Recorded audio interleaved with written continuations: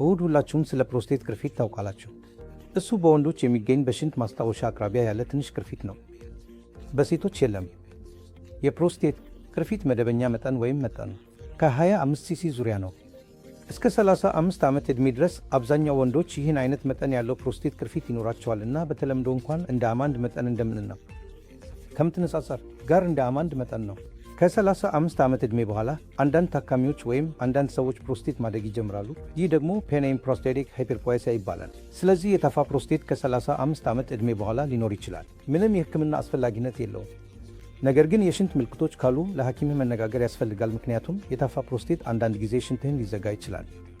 ስለዚህ የተለመደ የፕሮስቴት መጠን በዕድሜ እየታፈ መሆኑ የተለመደ ነው። ነገር ግን ማንኛውም ያልተለመደ የሽንት ምልክት ካለ ለሐኪም መገናኘት ያስፈልጋል።